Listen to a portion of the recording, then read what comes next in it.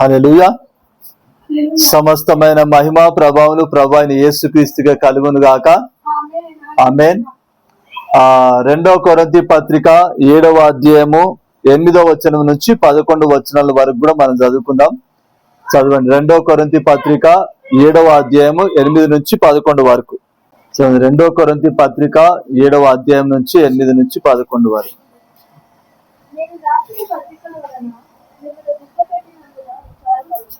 నాకు విచారం కలిగినను ఆ పత్రిక మిమ్మల్ని స్వల్పకాలము బట్టి దుఃఖపెట్టినని తెలుసుకుంటున్నాను. మీరు దుఃఖపడితేనని సంతోషించలేదు కానీ మీరు దుఃఖపడి మారు మనసు పొందితిరని ఇప్పుడు సంతోషించుతున్నాను. ఏదైనగా ఏ విషయంలోనైనాను మా వలన మీరు నష్టం పొందకుండుటకై దైవ చిత్తానుసారంగా దుఃఖపడుతున్నారు. దైవ చిత్తానుసారమైన దుఃఖము రక్షణార్థమైన మారు మనస్సును కలుగజేయదు.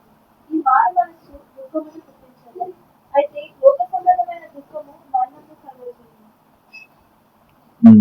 చదువు 11:11.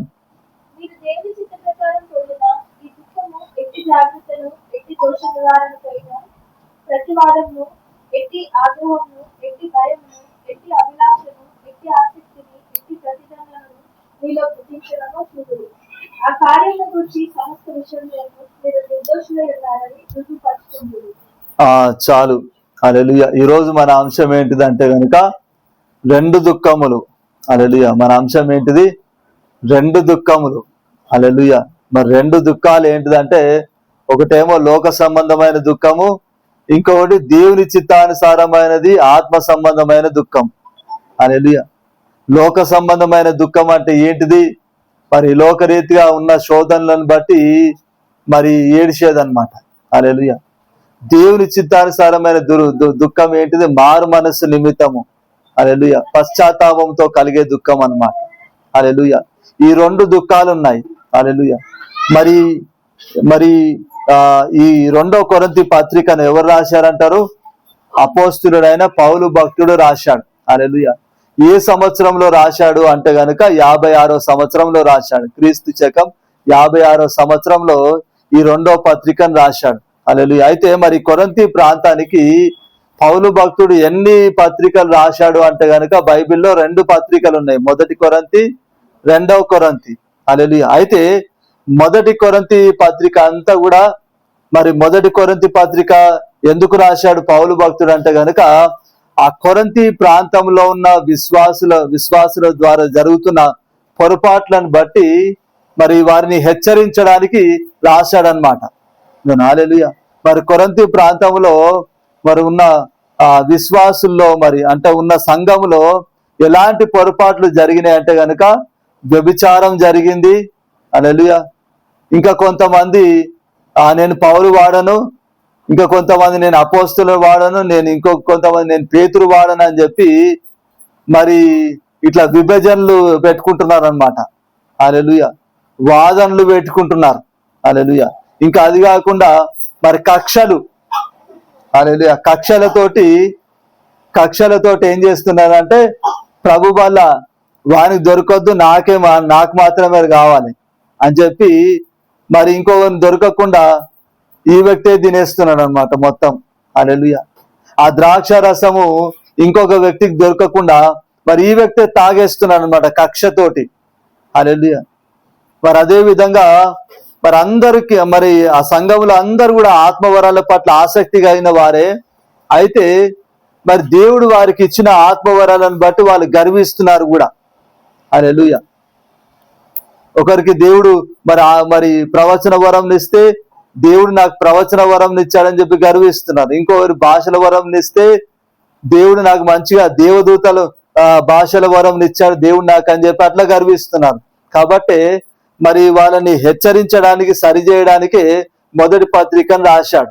హల్లెలూయా. అయితే మరి 1 పత్రికను ఏ సంవత్సరంలో రాశాడంటే 55వ సంవత్సరంలో రాశాడు. ఈ 2వ పత్రికను 56వ సంవత్సరంలో రాశాడు. హల్లెలూయా. అయితే మరి మొదటి పత్రికను రాసినప్పుడు మరి ఆ సంఘంలో ఏమైపోయిందంటే చాలా మార్పు జరిగింది అనమాట. హల్లెలూయా.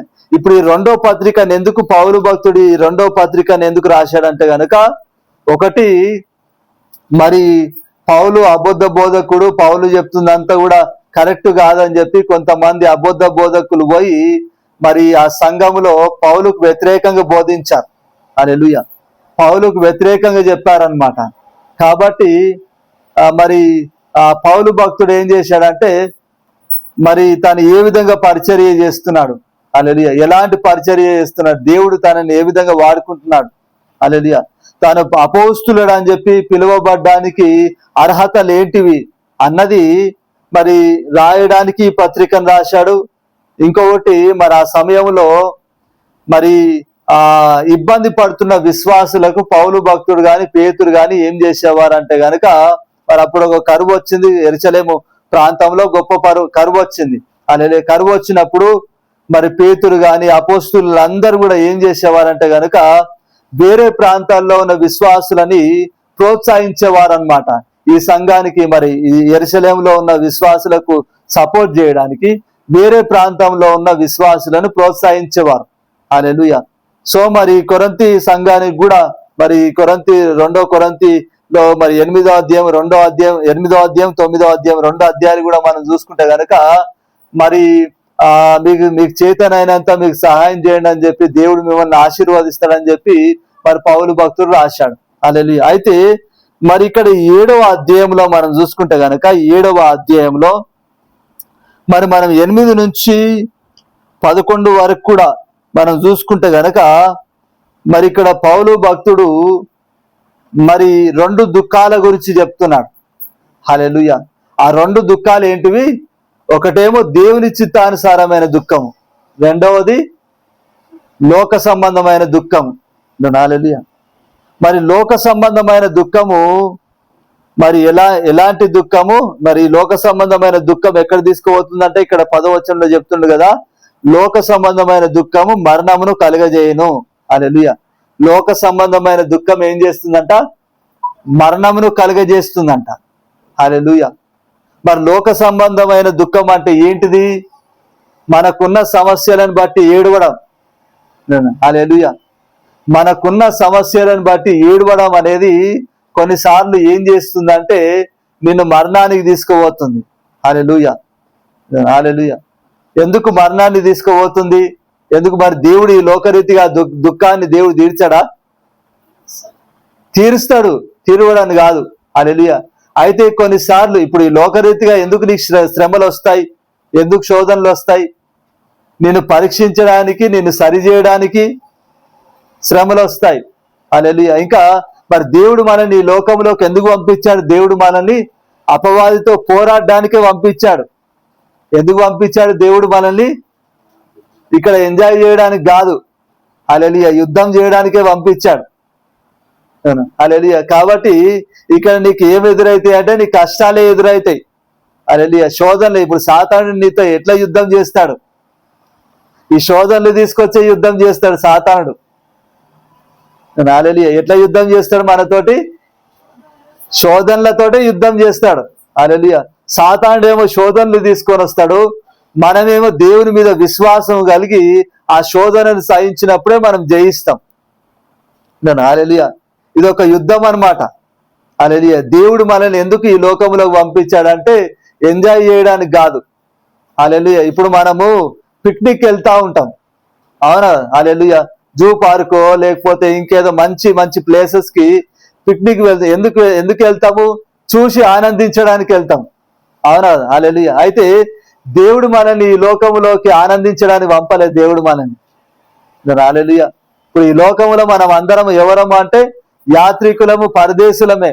హల్లెలూయా. ఈ లోకం మనదేనా? కాదు. హల్లెలూయా. దేవుడు మనం కొద్ది కాలం నివసించడానికి ఈ లోకాన్ని దేవుడు మనకి ఇచ్చాడు, అంతే. కొద్ది కాలం నివసించడానికి. హల్లెలూయా. శాశ్వత కాలం ఉండడానికి కాదు. హల్లెలూయా. కాబట్టి ఈ లోకము మరి దేవుడు ఎంతవరకు మనం ఇక్కడ బ్రతకాలని చెప్పి నిర్ణయించిన అంతవరకే ఈ లోకములో మనం జీవిస్తాం. హల్లెలూయా. కానీ మరి ఈ లోకం మనది కాదు. హల్లెలూయా. మనది ఏంటిది? పరలోకమే. మన పౌరసత్వం ఎక్కడుందంట? పరలోకములో ఉందంట. హల్లెలూయా. పౌరసత్వం అంటే ఏంటిది? సిటిజన్షిప్. హల్లెలూయా. అర్హత.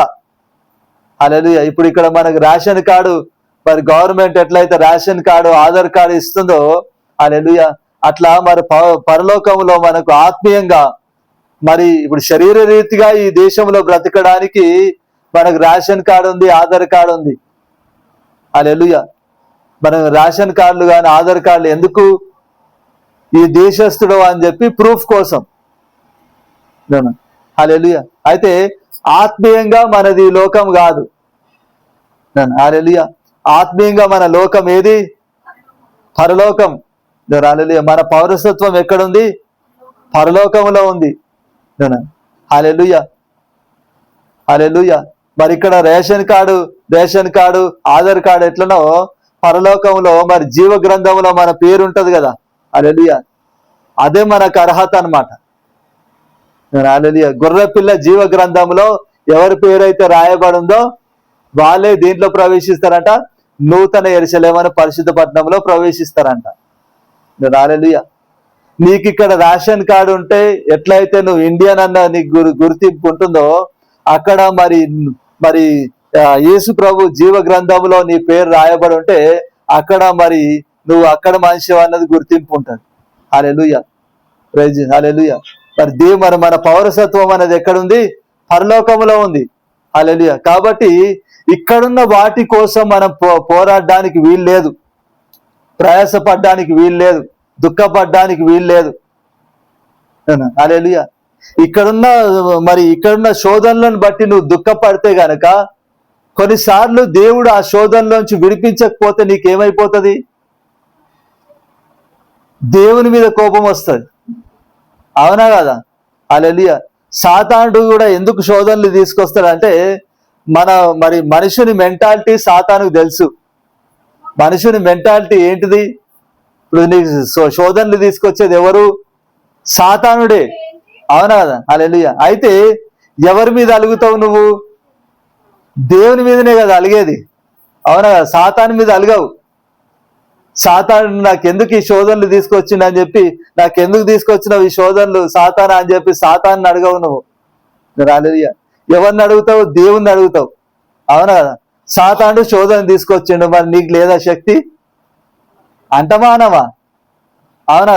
హల్లెలూయా. దేవుణ్ణి అడుగుతావు, నువ్వు దేవునితో పోరాడతావు. హల్లెలూయా. దేవుని మీద నువ్వు అలుగుతావు. హల్లెలూయా. ఎవరి మీద అలుగుతాం మనము? ఆ శోధనలు తీరకపోతే దేవుని మీద అలుగుతాం మనం. అవునా? కొంతమంది యేసు ప్రభువును వదిలేసి వెళ్ళిపోయిన వాళ్ళు కూడా ఉన్నారు. హల్లెలూయా. అంటే మరి ఇప్పుడు ఈ శోధన, ఈ లోకంలో ఉన్న శోధన తీరాలని మాత్రమే నువ్వు ఏడిస్తే గనక నువ్వు ఏం చేస్తావు? నువ్వు దేవునికి దూరం అవుతావు. నువ్వు యేసు ప్రభువుకు దూరం అయినావు అంటే శాశ్వతమైన జీవానికి కూడా దూరం అయినట్టే. నీకు శాశ్వతమైన జీవము, శాశ్వతమైన ఆనందము ఎవరిని బట్టి దొరుకుతుంది? నీకు యేసు ప్రభువుని బట్టే దొరుకుతుంది. హల్లెలూయా. యేసు ప్రభు నేనే మార్గమును, నేనే జీవమును, నేనే సత్యమును అన్నాడు. హల్లెలూయా. నువ్వు యేసు ప్రభు నందు విశ్వాసం ఉంచినప్పుడే నీకు నిత్య జీవం కలుగుతుంది. హల్లెలూయా. నువ్వు శాశ్వతమైన ఆనందాన్ని నువ్వు పొందుకుంటున్నావు. హల్లెలూయా. అయితే మరి ఈ లోకరీతిగా ఉన్న సమస్యల్లోంచి విడిపింపబడకపోవడంతో, హల్లెలూయా, ఇక్కడ నువ్వు దేవుని మీద అలిగి దేవునికి దూరమైనవంటే ఆ శాశ్వతమైన జీవానికి, శాశ్వతమైన ఆనందానికి నువ్వేమైపోయినట్టు? దూరం అయిపోయినట్టే. హల్లెలూయా. ఇప్పుడు ఈ లోకము శాశ్వతమైందా? మనకి శాశ్వతమైంది కాదు. అవునా? హల్లెలూయా. ఈ లోకం శాశ్వతమైంది కానప్పుడు ఈ లోకములో మనం పొందుకునే అన్ని కూడా శాశ్వతమైనయేనా? కాదు. అవునా? హల్లెలూయా. ఇప్పుడు ఈ లోకాన్ని ఎవరు సృష్టించారు? దేవుడే సృష్టించాడు. అవునా? హల్లెలూయా. మరి దేవుడు ఈ లోకాన్ని దేవుడే సృష్టించాడు, పరలోకాన్ని కూడా దేవుడే సృష్టించాడు. హల్లెలూయా. అయితే దేవుడు ఈ లోకాన్ని శాశ్వతమైన దానిగా దేవుడు చేయలే. హల్లెలూయా. ఎందుకు ఈ లోకాన్ని దేవుడు ఎందుకు సృష్టించాడంటే అపవాదితోటి మనం యుద్ధం చేసి అపవాదిని ఓడించి దేవుని సింహాసనం మీద కూర్చోవడానికి దేవుడు మరి ఒక యుద్ధ భూమి లాగా ఈ లోకాన్ని దేవుడు పెట్టాడు. హల్లెలూయా. కాబట్టి మరి ఈ లోకంలో దేవుడే నిన్ను ఆశీర్వదించినా కూడా దేవుడిచ్చిన ఆశీర్వాదం కూడా శాశ్వత కాలం ఉంటుందా? ఉండదు. హల్లెలూయా. అవునా కదా? ఒకవేళ డబ్బున్నా కానీ నువ్వు ఉండకపోవచ్చు కదా, అంతేనా కదా? యేసు ప్రభు ఒక ఎగ్జాంపుల్ చెప్పిండు. యేసు ప్రభు ఒక ధనవంతుడు మరి పంట పండించుకొని మరి చాలా సమృద్ధిగా ధాన్యం పండినందుకు ఏం చేసిండంటే, మరి ఆ ధాన్యాన్ని సమకూర్చుకోవడానికి మరి కొట్లను కట్టించి తన ప్రాణంతో అనుకున్నాడు. హల్లెలూయా. ఏమనుకున్నాడంటే, నా ప్రాణమా తినుము తాగుము సుఖించుము, అనేక సంవత్సరములకు సరిపడ ఆహారము ధాన్యము నేను నీకు సిద్ధపరిచిన అని చెప్పి అన్నాడు. అంటే యేసు ప్రభు ఏమన్నాడు? వెరిబాడా, ఈ రాత్రే నీ ప్రాణం అడుగుతున్నాడు దేవుడు. నువ్వు సంపాదించిందంతా ఎక్కడ పోతుంది అంటాడు. హల్లెలూయా. సంపాదిస్తావు 10 సంవత్సరాలు 100 సంవత్సరాల దాకా కూడా 100 సంవత్సరాలు తిన్నా కూడా మరి తరగనంత ఆస్తి సంపాదిస్తావు. అయితే దేవుడు ఈ రాత్రే నీ ప్రాణం అడిగితే మరి అదంతా ఎక్కడ పోతుంది? అవునా? హల్లెలూయా.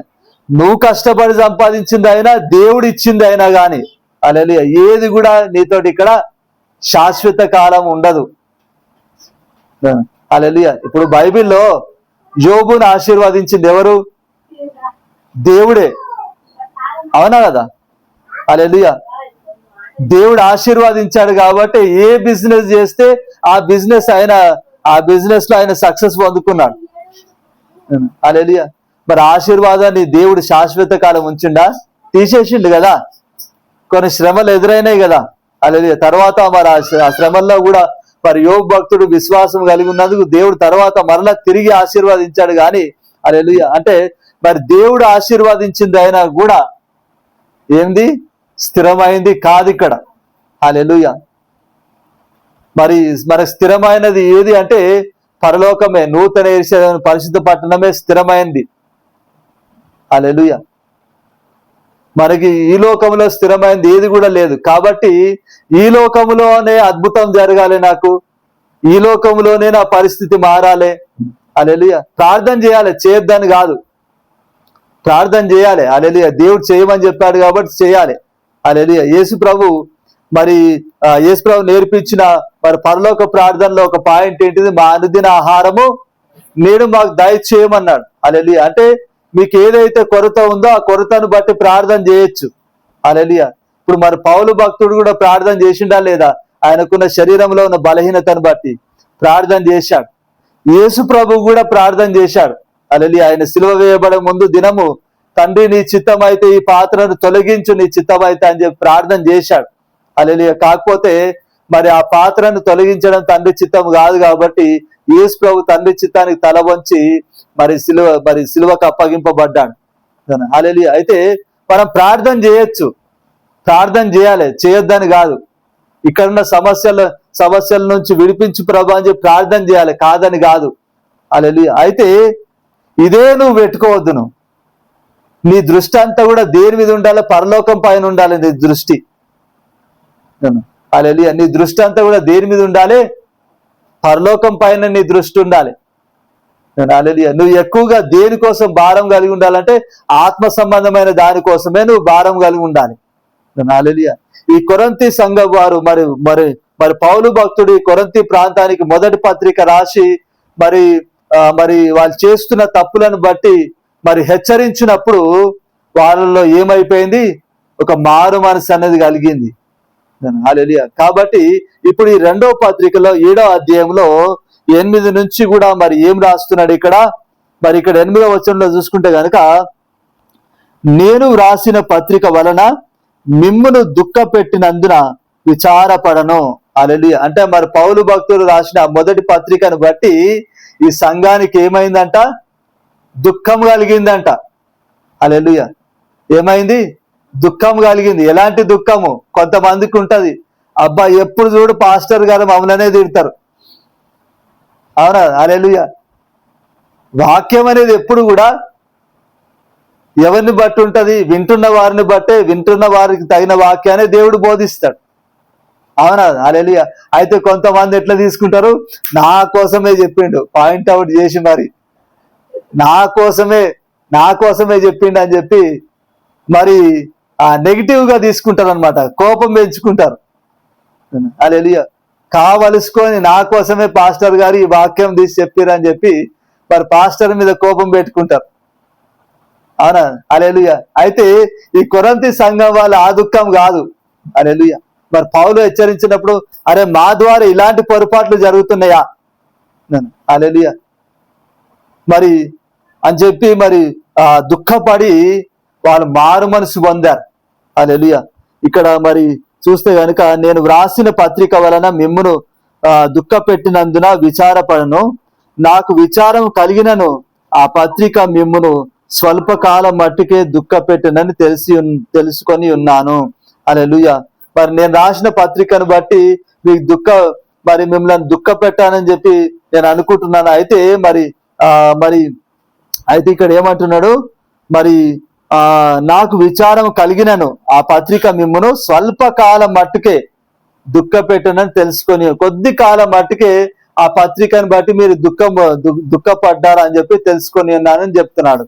తర్వాత 9వ వచనంలో ఏం చెప్తున్నాడు, మీరు దుఃఖపడితిరని సంతోషించట లేదు గాని మీరు దుఃఖపడి మారు మనసు పొందితిరని ఇప్పుడు సంతోషించుచున్నాను. హల్లెలూయా. ఏం చేస్తున్నారంట, మీరు దుఃఖపడాలని చెప్పి దుఃఖపడుతున్నారని చెప్పి సంతోషపడట్లేదంట. హల్లెలూయా. మరి సేవకులు ఎందుకు హెచ్చరిస్తారు, వాళ్ళు సంఘం బాధపడాలని చెప్పి హెచ్చరిస్తారా? హల్లెలూయా. కోపపడతారా? మరి సంఘం మారు మనసు పొందాలని చెప్పి మరి సేవకులు హెచ్చరిస్తారు, కోపపడతారు.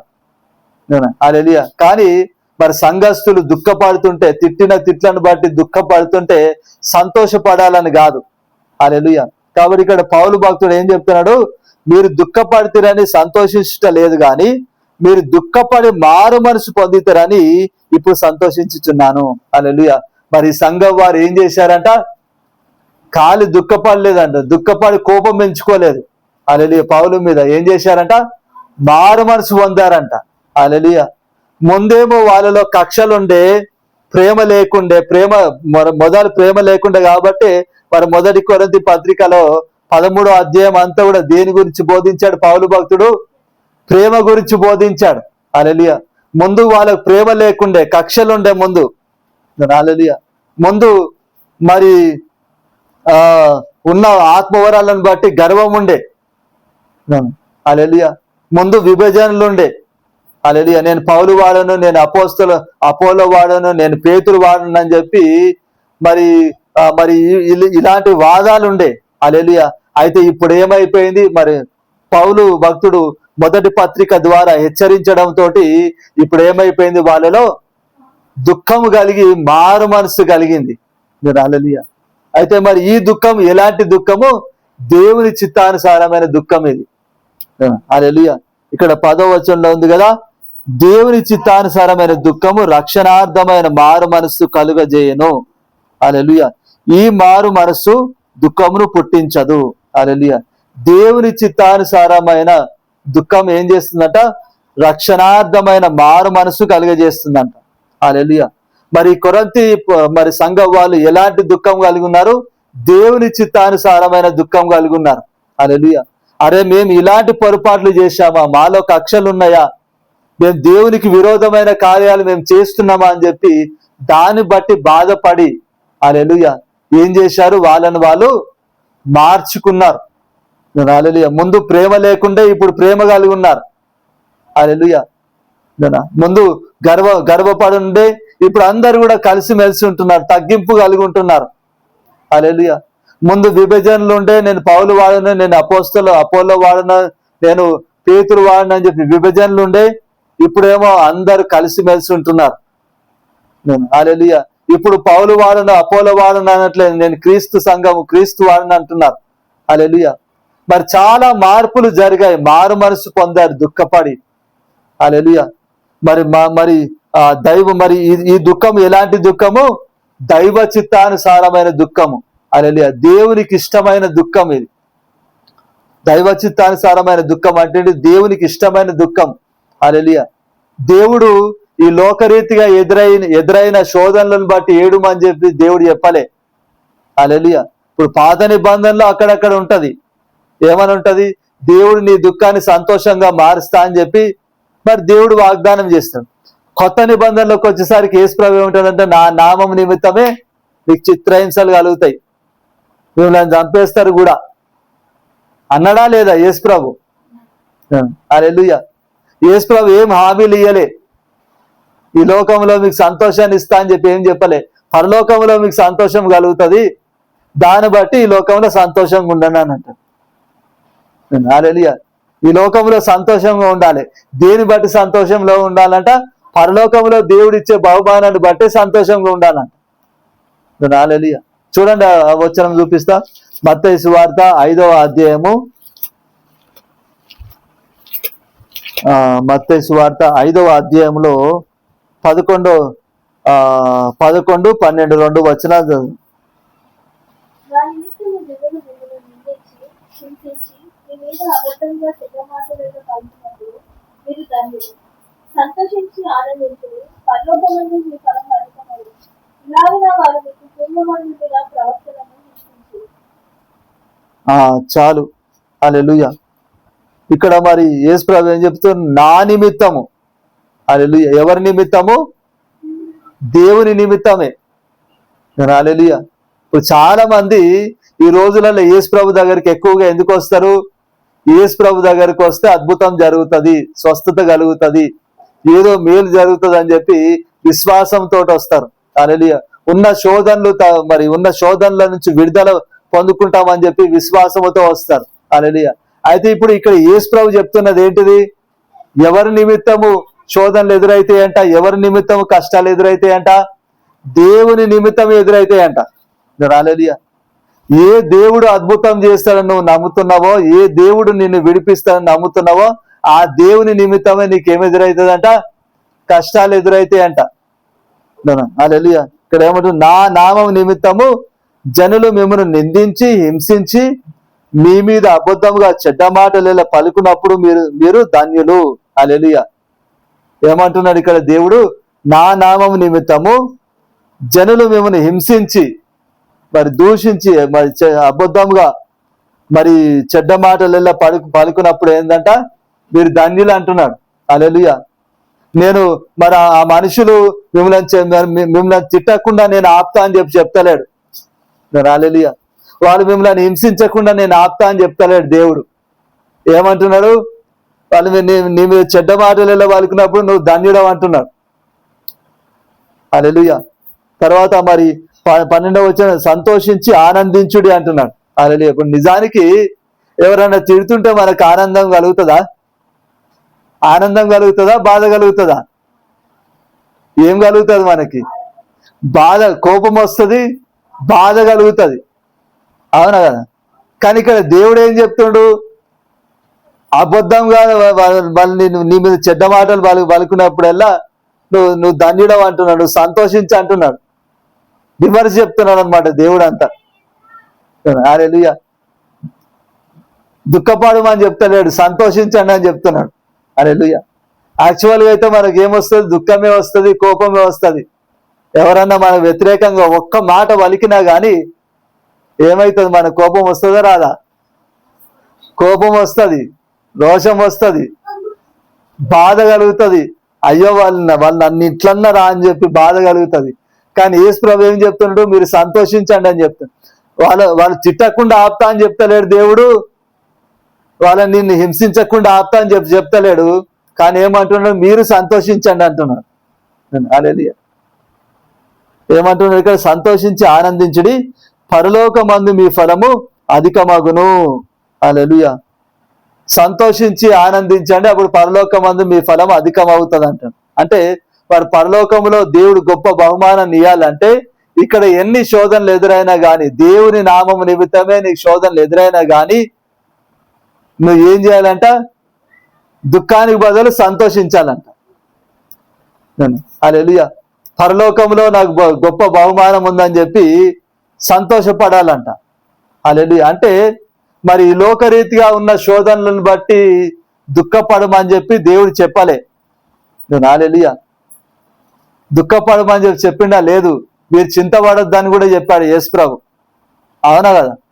ఏం తిందుమా, ఏం తాగుదామా, ఏం ధరించుకుందామా, ఏం చేద్దాన్నాడు యేసు ప్రభు?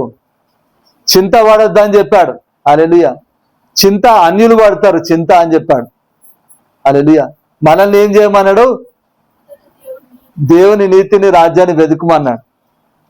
అప్పుడు మనకు కావాల్సినవన్నీ కూడా ఈ లోకంలో అనుగ్రహింపబడతాయి. అసలుకైతే మనం అడగాల్సిన అవసరం కూడా లేదు ఆ వాక్యాన్ని బట్టి చూస్తే. హల్లెలూయా. అడగాల్సిన అవసరం కూడా లేదు.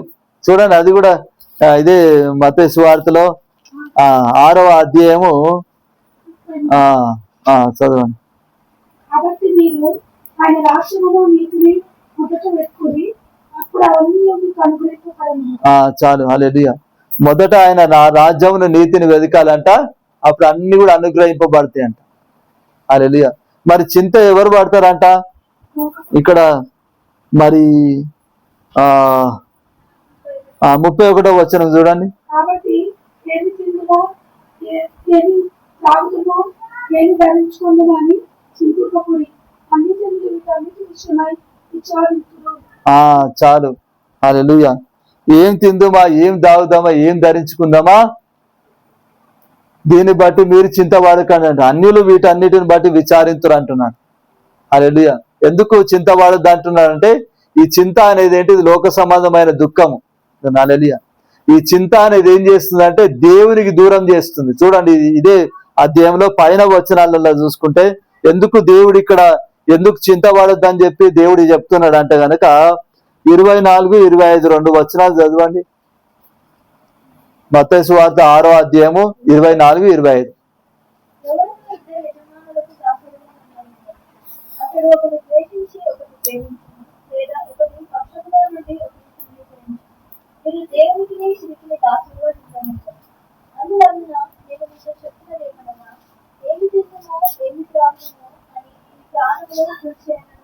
ఏమి ధరించుకుంటున్నామో అని దేవుని గురించి ఆహారం కంటే ప్రాణం, వస్త్రం కంటే దేశంలో గొప్పది కాదా?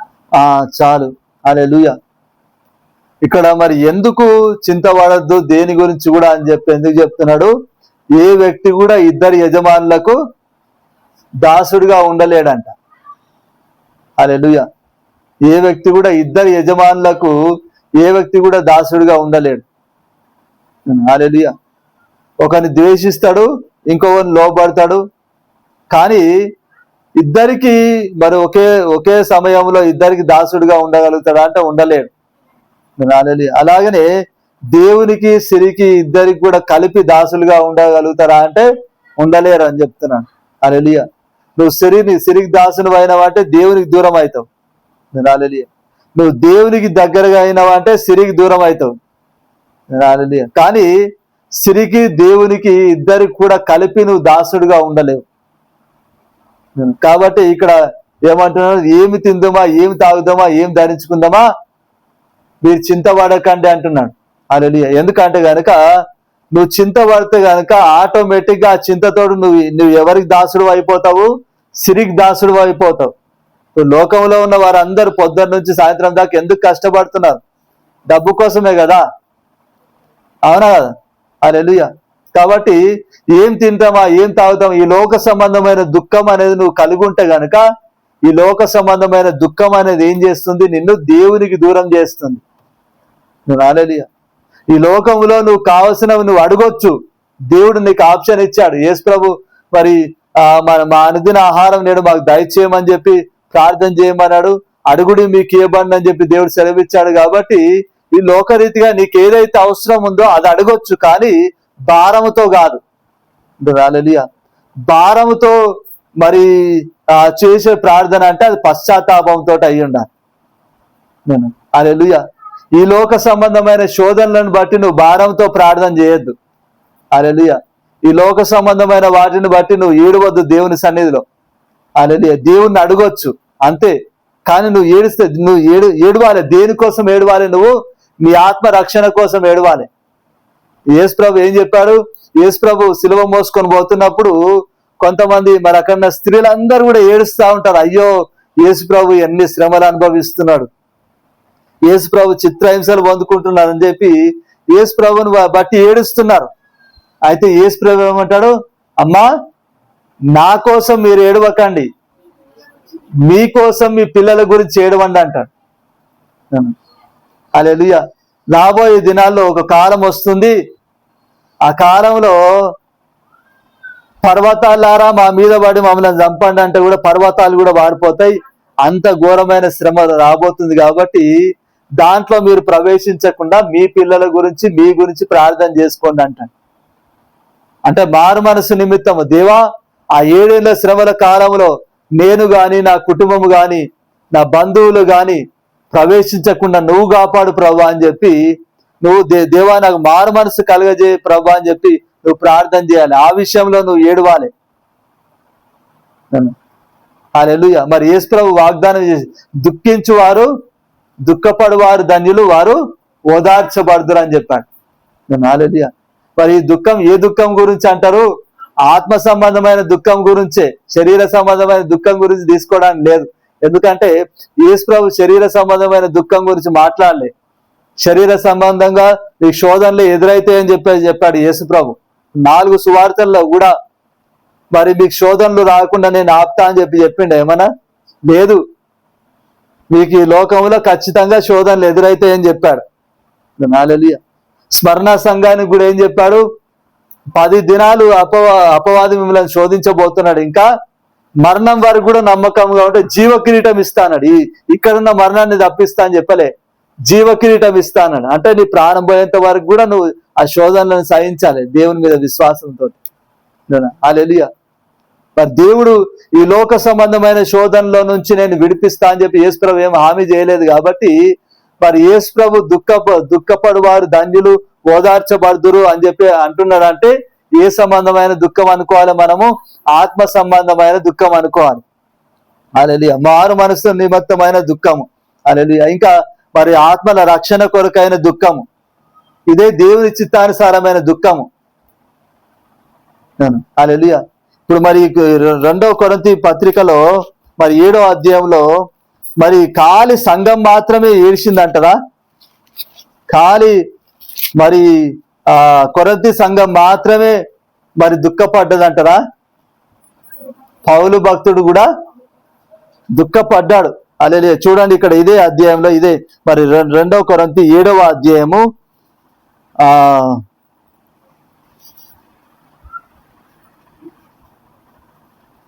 6వ వచనంలో చూడండి. హల్లెలూయా. ఇక్కడ లేకపోతే 5వ వచనం నుండి 5 నుంచి 7 వరకు చదవండి. మేము మసిదోనియకు వచ్చినప్పుడు ఆ శరీరము ఏమాత్రమును విశ్రాంతి పొందలేదు. ఎటుపోయినను మాకు శ్రమయే కలగను. వెలుపట పోరాటములు, లోపట భయములు ఉండను. అయినను దీనులను ఆదరించు దేవుడు క్రీస్తు రాక వలన మమ్మల్ని ఆదరించను. క్రీస్తు రాక వలన మాత్రమే కాకుండా అతని అత్యాభిలాషను, మీ అంగలాపులను ఆ విషయమై మీకు కలిగిన అత్యాసక్తి మాకు తెలుసు. మనం ఈ విషయమై పొందిన ఆదరణ వలన కూడా మమ్మల్ని ఆదరించిన కనుక నేను మనం ఎక్కువగా సంతోషించు. చాలు. హల్లెలూయా. మరి 2వ కొరింథీ పత్రికను పౌలు భక్తుడు ఎక్కడి నుండి రాశాడంటే మాసిదోనియా ప్రాంతం నుంచి రాశాడు. హల్లెలూయా. అయితే మరి పౌలు భక్తుడు మాసిదోనియా ప్రాంతానికి వచ్చినప్పుడు శరీరానికి ఏ మాత్రం రెస్ట్ లేదంట. ఎక్కడ పోయినా ఆ ప్రాంతంలో ఎడుదిరిగినా కానీ మరి శ్రమలే కలుగుతున్నాయంట, పోరాటాలే కలుగుతున్నాయంట. అయితే ఆ శ్రమలను బట్టి దుఃఖపడతలేడు పౌలు. హల్లెలూయా. మరి ఎట్లా ఆ శ్రమలను బట్టి దుఃఖపడతలేడని చెప్పి చెప్తావు అంటే గనక మరి ఇక్కడ 6వ వచనంలో ఏమని చెప్తున్నాడు? ఆయనను దీనులను ఆదరించు దేవుడు తీతు రాక వలన మమ్మను ఆదరించను. హల్లెలూయా. తీతు రాక వలన దేవుడు ఏం చేశాడంట? ఆదరించాడంట. ఎట్లా? వాళ్ళు కలుగున్న ఆ శోధనలో నుంచి విడిపించాడు. తీతు వచ్చి వాళ్ళు కలుగున్న ఆ శోధన నుంచి విడిపించాడా? లేదు. హల్లెలూయా. ఈ సంఘం గురించి సమాచారం ఇచ్చాడు. హల్లెలూయా. ఈ సంఘం గురించి సమాచారం ఇచ్చాడు. మీరు మొదట పత్రిక రాశారు కదా, ఆ మొదటి పత్రిక రాసినప్పుడు వాళ్ళలో మారు మనసు కలిగింది, వాళ్ళు పశ్చాత్తాపడి వాళ్ళు మారు మనసు పొందారన్న వార్తను మరి పౌలు భక్తునికి ఇవ్వడంతో పౌలు భక్తునికి ఏమైందట? ఆదరణ కలిగిందంట. అంటే అప్పటి వరకు కూడా మరి పౌలు భక్తుడు కొరింథీ సంఘం గురించి ఏం చేస్తున్నాడు? దుఃఖపడుతున్నాడు, ఈ సంఘం మారు మనసు పొందాలని చెప్పి.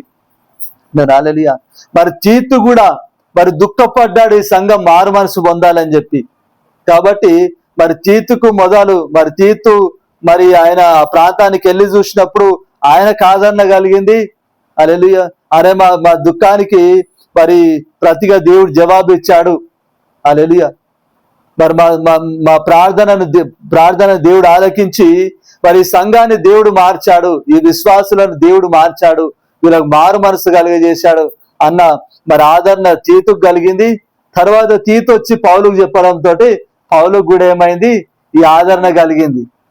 హల్లెలూయా. అంటే దేవుని చిత్తానుసారమైన దుఃఖము ఏంటి అంటే గనక ఆత్మల రక్షణ కొరకైన దుఃఖము, మారు మనసు కొరకైన దుఃఖం. ఇది దేవుని చిత్తానుసారమైన దుఃఖం. హల్లెలూయా. ఇప్పుడు యేసు ప్రభు దుఃఖపడు వారు ధన్యులు, వారు ఓదార్చబడుదురు అని చెప్పి దేవుడు చెప్తున్నాడు అంటే గనుక హల్లెలూయా, ఇది లోక సంబంధమైన దుఃఖం కాదు. హల్లెలూయా. ఆత్మల రక్షణ కొరకైన దుఃఖము, మారు మనసు కొరకైన దుఃఖము. హల్లెలూయా. ఇప్పుడు యేసు ప్రభు అంటాడు కదా, ఒకడు ఆత్మ మూలంగాను నీటి మూలంగాను జన్మించితేనే ఏంటంట దేవుని రాజ్యంలో ప్రవేశింపడంట. హల్లెలూయా. ఆత్మ మూలంగా నీటి మూలంగా అంటే ఏంటిదంటారు? హల్లెలూయా. కాదు. హల్లెలూయా. ఆత్మ అంటే చాలా మంది దానికి పరిశుద్ధాత్మ అని పెడతారు. ఇప్పుడు మరి బైబిల్లో చూసుకుంటే పరిశుద్ధాత్మ అని ఇప్పుడు మరి చాలా నల్లగా తిక్కుగా కనబడేది ఏంటంటే పరిశుద్ధాత్మ అనే పేరు. హల్లెలూయా. బైబిల్లో, తెలుగు బైబిల్లో మీరు చూస్తే కనుక పరిశుద్ధాత్మ గురించి ఎక్కడైతే రాయబడిందో ఆ పరిశుద్ధాత్మ గురించి తిక్కుగా రాయబడి ఉంటది. హల్లెలూయా. చాలా నార్మల్ గా రాయబడి ఉన్నది మన ఆత్మ. హల్లెలూయా.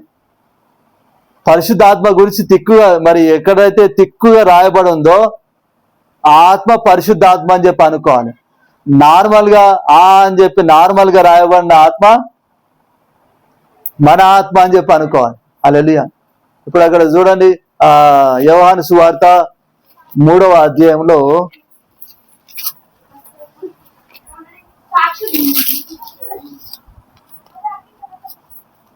యోహాను సువార్త 3వ అధ్యాయంలో 5వ వచనం చదవండి. ఒకడు నీటి మూలముగాను ఆత్మ మూలముగాను జన్మిస్తేనే గాని దేవుని రాజ్యంలో ప్రవేశించలేడని నీతో నిశ్చయంగా చెప్తున్నాను. చాలు. హల్లెలూయా. ఒకడు ఆత్మ మూలముగా, ఇప్పుడు ఇక్కడ చూస్తే ఇక్కడ మరి ఆత్మ అనే ఆ పదము చాలా తిక్కుగా రాయబడిందా, సన్నగా రాయబడిందా? ఇక్కడ 5వ వచనంలో, 3వ అధ్యాయం 5వ వచనం. మరి నా దాంట్లో తిక్కుగా లేదా? ఓకే. హల్లెలూయా. మరి ఎక్కువ శాతము మరి పరిశుద్ధాత్మ అన్న దాంట్లో మరి తిక్కుగా ఉంటది. హల్లెలూయా. మన ఆత్మ అనేది నార్మల్ గా ఉంటది అనమాట. హల్లెలూయా. అయితే మరి ఇక్కడ ఏం రాయబడింది? నీటి మూలముగాను ఆత్మ మూలముగాను జన్మించితేనే గాని దేవుని రాజ్యంలో ప్రవేశింపడని నీతో నిశ్చయంగా చెప్పుచున్నాను. హల్లెలూయా. నీటి మూలంగా ఆత్మ మూలంగా అంటే ఇప్పుడు ఆత్మ మూలంగా అంటే గనక ఆత్మీయంగా, స్పిరిచువల్ గా. హల్లెలూయా. ఇప్పుడు యేసు ప్రభునందు విశ్వాసం ఉంచిన వారందరూ కూడా ఆత్మీయంగా ఏమైపోయారు? చచ్చిపోయిన వాళ్ళే కదా. ఇప్పుడు ఆదామవ్వలు దేవుడు తినొద్దని చెప్పిన మరి మంచి చెడ్డల పండు తిన్న తర్వాత, దేవుడు ఇచ్చిన మరి ఆజ్ఞను అతిక్రమించిన తర్వాత ఆత్మీయంగా వాళ్ళు ఏమైపోయారు? చచ్చిపోయారు. హల్లెలూయా. అంటే ఆత్మీయంగా చచ్చిపోయారు కాబట్టి ఇప్పుడు ఆత్మీయంగానే బ్రతకాలి. హల్లెలూయా. ఆత్మీయంగా చచ్చిపోయారు కాబట్టి ఇప్పుడు బ్రతకాల్సింది ఎట్లా? మనము ఇప్పుడు పుట్టాల్సింది ఎట్లా? ఆత్మీయంగానే పుట్టాలి. హల్లెలూయా. ఆదాము అవ్వలు ఆత్మీయంగా చచ్చిపోయారు, శరీర రీతిగా కొంతకాలం బ్రతుకున్నారా లేదా? అవునా? హల్లెలూయా. ఇప్పుడు మనం అందరం కూడా శరీర రీతిగా బ్రతుకున్నాం. లోకంలో ఉన్న వారందరూ కూడా శరీర రీతిగా బ్రతుకున్నారు. అయితే యేసు ప్రభునందు విశ్వాసం ఉంచిన వారందరూ కూడా ఆత్మీయంగా ఏమైపోయారు? చచ్చిపోయిన వారుగా ఉన్నారు. హల్లెలూయా. అయితే మరి ఇప్పుడు యేసు ప్రభు వచ్చి లోకంలోకి వచ్చి ఏం చేశాడంటే మరి యోహాను సువార్త 1వ అధ్యాయంలో 9వ వచనంలో ఏముంటది అంటే గనుక నిజమైన వెలుగు ఉండెను, ఆ వెలుగు లోకంలోనికి వచ్చుచు ప్రతి మనిషిని వెలిగించుచున్నది. హల్లెలూయా. మరి లోకంలోనికి వచ్చుచు మరి నిజమైన వెలుగు ఏం చేసిందంటే ప్రతి మనిషిని వెలిగిస్తుందంట. హల్లెలూయా. అంటే ఇప్పుడు మన ఆత్మ ఏంటిది? దేవుడు పెట్టిన దీపం మన ఆత్మ. సామెతల గ్రంథంలో 23వ అధ్యాయంలో ఉంటది. హల్లెలూయా. నరుని ఆత్మ యెహోవా పెట్టిన దీపము. హల్లెలూయా. అయితే యేసు ప్రభు నమ్మనంత వరకు కూడా ఈ దీపం ఏమైపోయింది? ఆరిపోయింది దీపం. హల్లెలూయా. యేసు ప్రభు వచ్చి మరి సత్యాన్ని బోధించి మరి మనందరి పాపముల నిమిత్తం చనిపోయి తిరిగి లేచిన తర్వాత మరి ఆయన విశ్వాసం ఉంచిన వారికి అందరికి కూడా ఏమైపోయింది? ఆ చచ్చిపోయిన ఆత్మ తిరిగి బ్రతికింది. హల్లెలూయా. ఇప్పుడు ఇక్కడ ఆత్మ మూలంగా జన్మించడం అంటే పరిశుద్ధాత్మ ద్వారా అని కాదు. హల్లెలూయా. ఆత్మీయంగా నువ్వు పరిశుద్ధాత్మ సహాయంతో ఆత్మీయంగా జన్మించడం, ఆత్మీయంగా తిరిగి లేవడం. హల్లెలూయా. ఇక్కడ నీటి మూలంగా అంటే ఏంటిదంటే కనుక అది బాప్టిజం కాదు. హల్లెలూయా. పశ్చాత్తాపము. హల్లెలూయా. పశ్చాత్తాపము. ఈ నీరు ఇక్కడ మరి బాప్టిజం గురించి చెప్పేది అయితే బాప్టిజం అని పేరు పెట్టేటోడు యేసు ప్రభు ఇక్కడ. హల్లెలూయా. బాప్టిజం కాదు. చాలా మంది నీరు పరిశుద్ధ ఆత్మ అనగానే అందరు కూడా మరి ఏమనుకుంటారు అంటే కనుక వాటర్ బాప్టిజము పరిశుద్ధాత్మ అనుకుంటారు. హల్లెలూయా. కానీ మరి నిజానికి మరి ఎంతో మంది క్రైస్తవులందరూ కూడా వాటర్ బాప్టిజం తీసుకుంటారా లేదా? వాటర్ బాప్టిజం తీసుకున్నా కానీ వాళ్ళలో ఏమైనా మార్పు కనబడుతుందా? లేదు. అవునా? హల్లెలూయా. కాబట్టి ఇది వాటర్ బాప్టిజం కాదు. నువ్వు నూతనంగా నువ్వు ఎప్పుడు జన్మిస్తావు? హల్లెలూయా. నువ్వు పశ్చాత్తాపడ్డప్పుడే. ఇంతకుముందు మనం చదువుకున్నాం కదా 2వ కొరింథీ పత్రికలో 7వ అధ్యాయంలో పౌలు భక్తుడు ఏం చెప్పాడు? దైవ చిత్తానుసారమైన దుఃఖము ఏం చేస్తుందంట? రక్షణార్థమైన మారు మనసు కలిగజేస్తుందంట. హల్లెలూయా. అంటే నువ్వు నూతనంగా జన్మించాలంటే వాటర్ బ్యాప్టిజం కాదు. వాటర్ బ్యాప్టిజం అనేది ఏంటిది? జస్ట్ ఈ లోకం ఎదుట నిన్ను ఒప్పుకుంటున్నట్టు. హల్లెలూయా.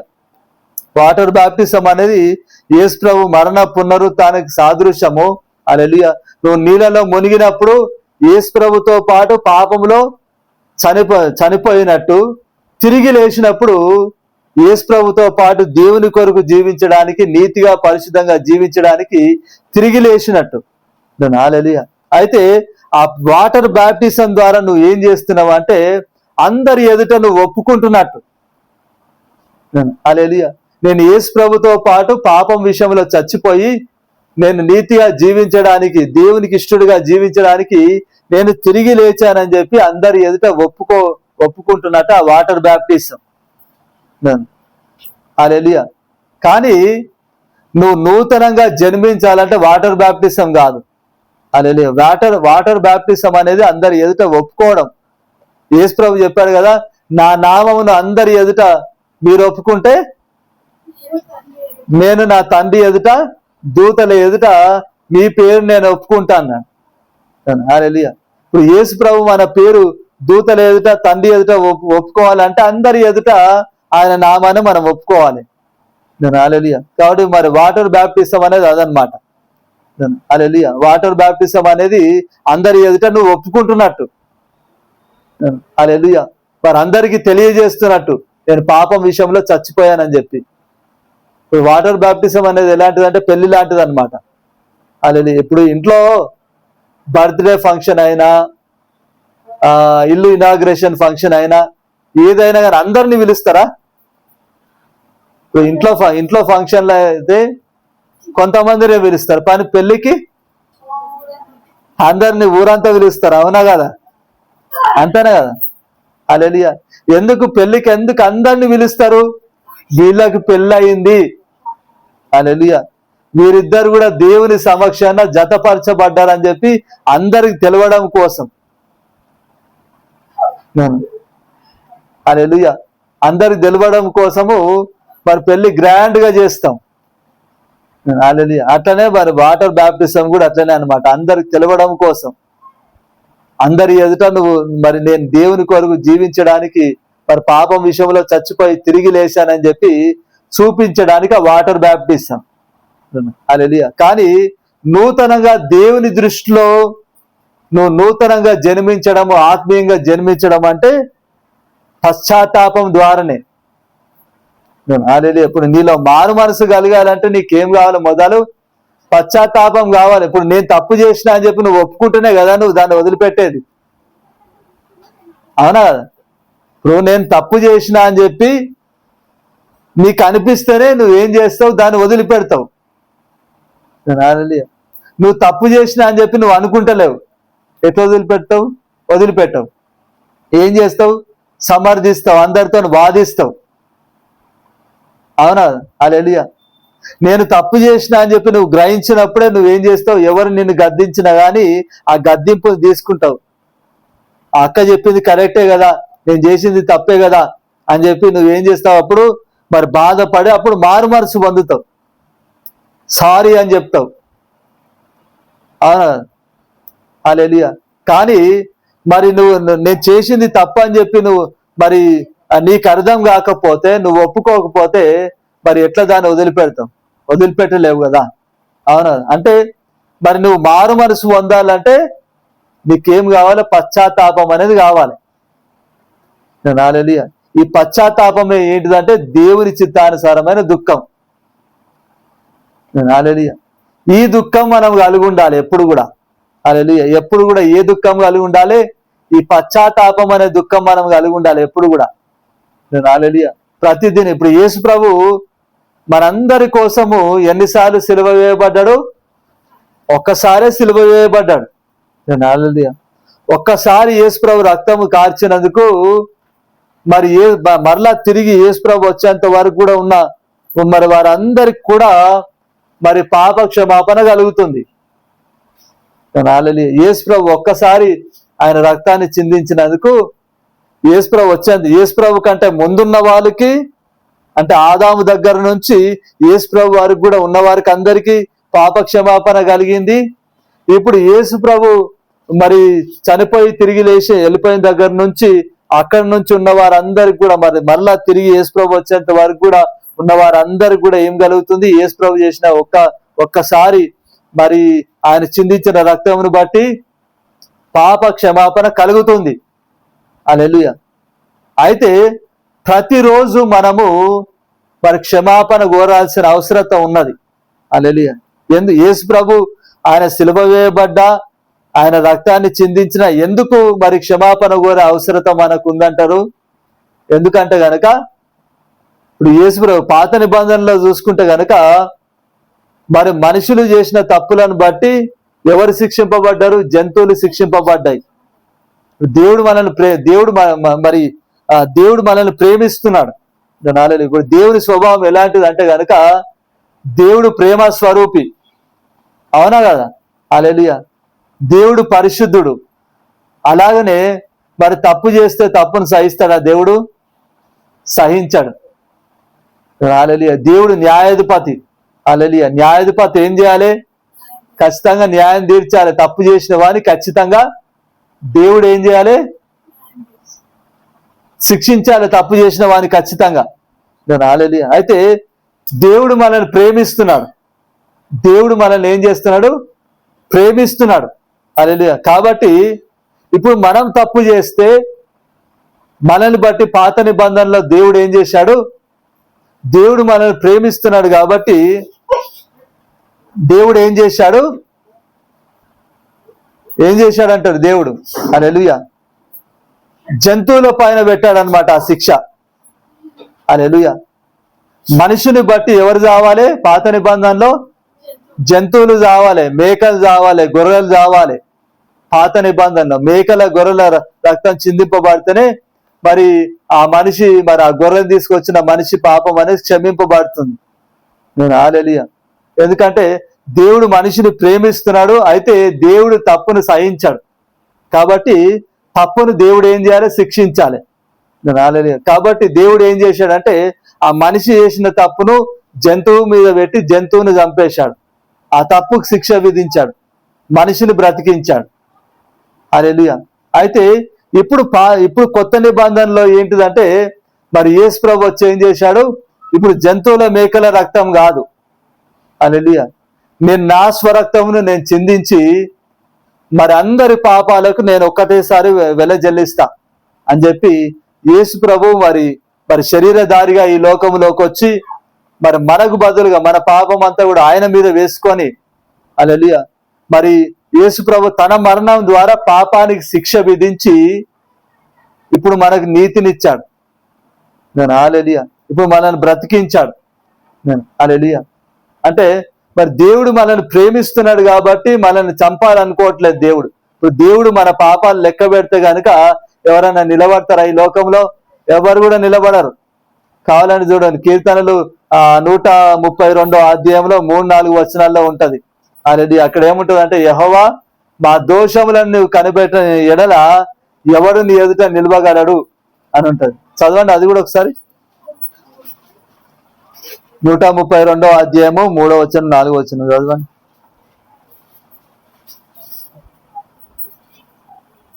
యెహోవా నీ దోషములను కనిపెట్టి చూసినట్లుగా ప్రభువా ఎవడు నిలువగలడు? అయినను జనులు నీ యందు భయభక్తులు నిలుపునట్లు నీ వద్ద క్షమాపణ కోరుతున్నాను. చాలు, హల్లెలూయా. ఇక్కడ ఏం రాయబడి ఉంది?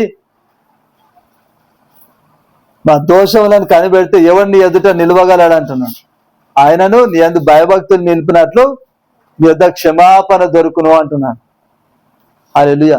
అంటే మరి దేవుడు క్షమిస్తున్నాడు కాబట్టి మనకేమైతుంది, మరలా భయభక్తి కలిగి ఉండడానికి అవకాశం కలుగుతుంది. హల్లెలూయా. అయితే దేవుడు ఎట్లా క్షమిస్తున్నాడు?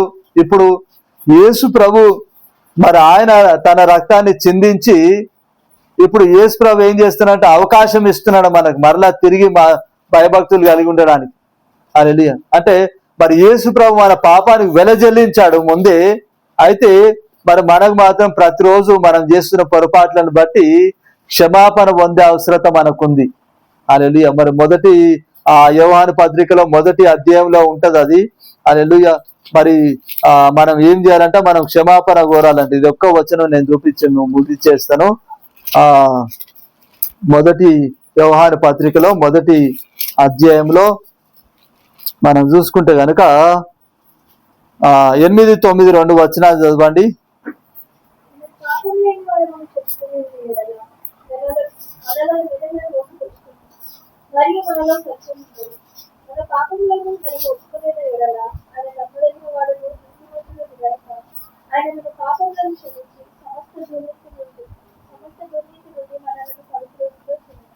చాలు, హల్లెలూయా. ఇక్కడ ఏమంటుండు? మనం పాపం లేని వారమని చెప్పుకున్న ఎడల మనలను మనమే ఏం చేయాలంట?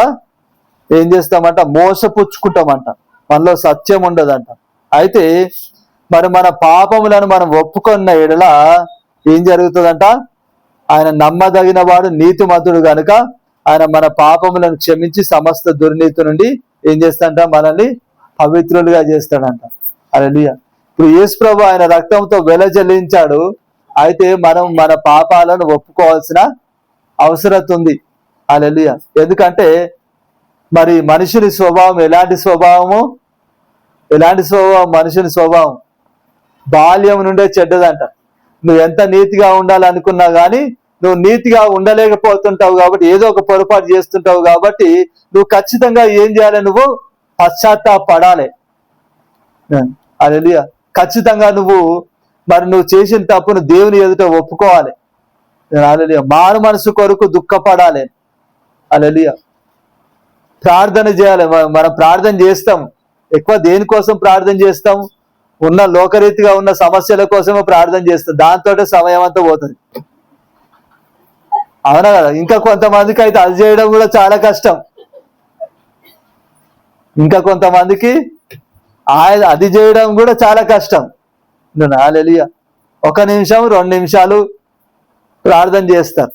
బయటికి వెళ్ళేటప్పుడు దేవా నన్ను కాపాడని చెప్పి ప్రార్థన చేస్తాడు. పండుకునేటప్పుడు దేవా నాకు మంచి నిద్రని అని ప్రార్థన చేస్తారు. లేచినప్పుడు దేవా నాకు మరి ఈ రోజంతా కూడా నన్ను కాపాడని చెప్పి ప్రార్థన చేస్తారు. అన్నం తినేటప్పుడు అన్నం ఇచ్చినందుకు వందనాలు ప్రభా అని చెప్పి ప్రార్థన చేస్తారు. అంతే, అదే ప్రార్థన వాళ్ళకి. మరి అదే ప్రార్థన అయితే జీవితం ఏడికలు మారుతుంది. అవునా? హల్లెలూయా. కష్టాలేమో ఇన్నుంటాయి, ప్రార్థన ఏమో గింతే ఉంటది. ఏం లాభం? ఎట్లా చేయిస్తారు ఆ శోధనలు? హల్లెలూయా. అవునా కదా?